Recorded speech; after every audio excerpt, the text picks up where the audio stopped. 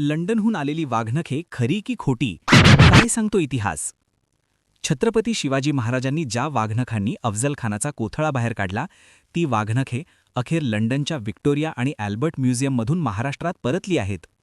पण सध्या सर्वत्र एकच चर्चा सुरू आहे, ही वाघनखे खरोखर तीच आहेत का? छत्रपती शिवाजी महाराजांनी वापरलेलं एक गुप्त शस्त्र, हे शस्त्र नसते तर इतिहासच बदलला असता. कुनद सिपर अला फजल फुजला व फजल अफजल अजहर मलके बजाय तस्बी आवाज आयत के अफजल अफजल. म्हणजे उच्चातली उच्च स्वर्गाला विचारलं, या पृथ्वी तलावरचा श्रेष्ठ माणूस कोण आहे, तर सगळीकडनं आवाज येईल अफजल अफजल म्हणून. 2 मिनिटात ठोकला शिवाजी महाराजांनी त्याला.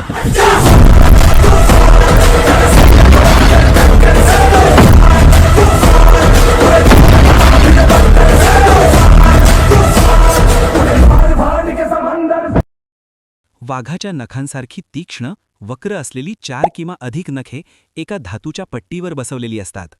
बोटात अडकवून लपवता येते व हल्ल्यासाठी वापरली जाते. याच्या रचनेत गुप्तता आणि घातकता हे तांत्रिक घटक महत्त्वाचे आहेत, जे शत्रूला अप्रत्यक्षितपणे लक्ष्य करण्यासाठी उपयुक्त ठरतात, खास करून स्नायूंना फाडून हल्ला करण्यासाठी.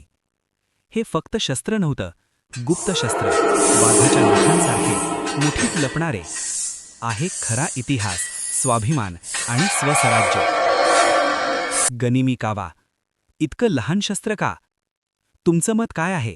महाराजांची ही वाघनखे पाहून तुम्हाला काय वाटलं? गुप्त शस्त्र, वाघाच्या नखांसारखे, मुठीत लपणारे. 1659 प्रतापगड, अफजल खान भेट. आलिंगन, धोका, सावध महाराज, वाघनख, इतिहास बदलला, स्वराज्य वाचलं. आहे खरा इतिहास, स्वाभिमान आणि स्वस्वराज्य. जय शिवराय.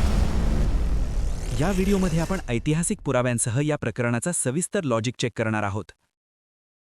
इतिहासाची आवड असलेल्या प्रत्येक मराठी माणसाने हा व्हिडिओ शेवटपर्यंत नक्की पहा आणि सत्य जाणून घ्या. ही वाघनखे लंडनला कशी आणि कोणाद्वारे पोहोचली? वाघनखांचा लंडनपर्यंतचा प्रवास. छत्रपती शिवाजी महाराजांची वाघनखे जेम्स ग्रँट डफ नावाच्या ब्रिटिश अधिकारी आणि इतिहासकाराने भारतातून लंडनला नेली. त्यांनी ती 1819 ते 1822 या काळात सातारा येथे रेसिडेंट असताना मिळवली असावी अशी शक्यता आहे, पण ती कोणाकडून घेतली याचा ठोस पुरावा नाही. मात्र त्यांच्या वंशजांनी ती व्हिक्टोरिया आणि अल्बर्ट म्युझियमला दिली, जिथे ती आता आहेत असे इतिहासकारांचे म्हणणे आहे. जेम्स ग्रँट डफ यांचा यातील नेमका संबंध काय? या वाघनखांची बनावट आणि त्या काळचे युद्धशास्त्र काय सांगते? इतिहासामध्ये या वाघनखांवरून इतिहासकारांमध्ये नेमका वाद का आहे? वाघनखांवरून इतिहासकारांमध्ये वाद आहे कारण लंडनच्या व्हिक्टोरिया आणि अल्बर्ट संग्रहालयातून आणलेली वाघनखे शिवाजी महाराजांचीच आहेत याचा ठोस पुरावा नाही.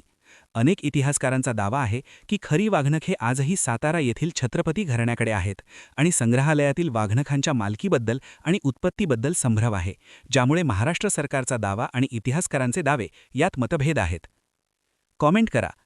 मित्रांनो, वाघनखांनंतर आता जगदंबा तलवारसुद्धा भारतात परत आणली पाहिजे का? तुमचे मत खाली कळवा. आमच्या चॅनलला सबस्क्राईब करा.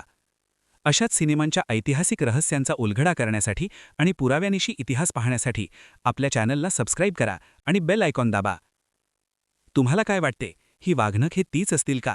तुमच्या भावना आणि विचार कॉमेंट्समध्ये नक्की शेअर करा. जय शिवराय.